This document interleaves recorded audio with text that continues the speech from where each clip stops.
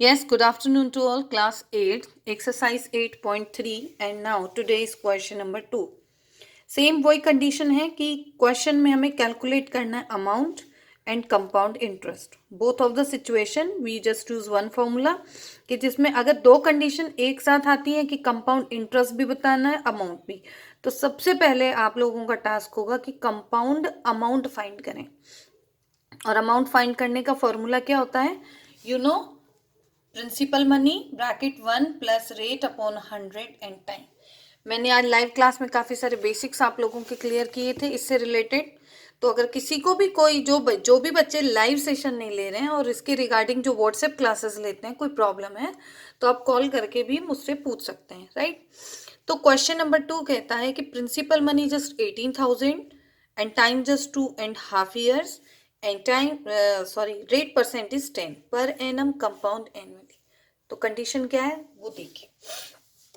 सबसे पहले question, then given principal money, time and rate, ये सब गिवन पॉइंट्स आपके बुक में हैं. अब आपको सबसे पहली चीज करनी है कि गिवन लिखने के बाद आपको फॉर्मूला लगाना है कंपाउंड अमाउंट का. अमाउंट का फॉर्मूला होता है principal money 1 plus rate upon 100 time. अब compound amount equals to 18,000. Same वही कल की तरह हमें नंबर्स डिजिट्स जो डेटा है वो यहाँ पे पुट करने हैं. तो principal money 18,000 bracket 1 plus rate 10 upon 100 and 2.5. 18,000. इस कंडीशन में आपको ये ध्यान देना है कि ये 2.5 है, तो 2 तो होल नंबर है, इसलिए आपको ये 2 टाइम्स में ओपन करना है. तो 1 प्लस 10 अपॉन 100 2. अब दूसरी बात, हाफ का मतलब है half month, half year means 6 month. तो 6 मंथ को कैसे शो करेंगे?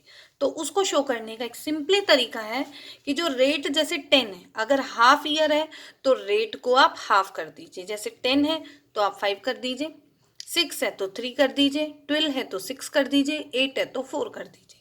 तो इस तरह से 2.5 का अगर हम यहाँ रेशियो लें तो 2 है तो ये कंप्लीट सिचुएशन को तो 2 टाइम में लेंगे.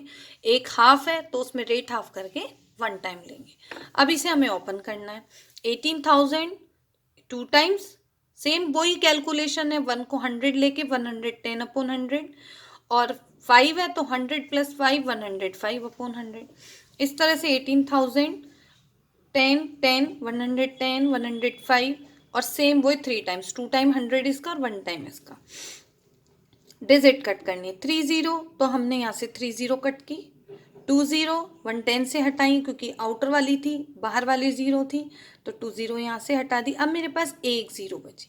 आप लोग लेकिन यहाँ एक गलती कभी मत करना कि 105 का बीच में 0 नजर आ रहा है और आप इस 0 से इस 0 को कट कर दें. किसी भी नंबर के बीच की 0 कट नहीं होती है बेसिकली, ठीक है. अब जो भी चीज़ लेफ्ट रही वो हम लिखेंगे 18 11 11 105 अपॉन में 10.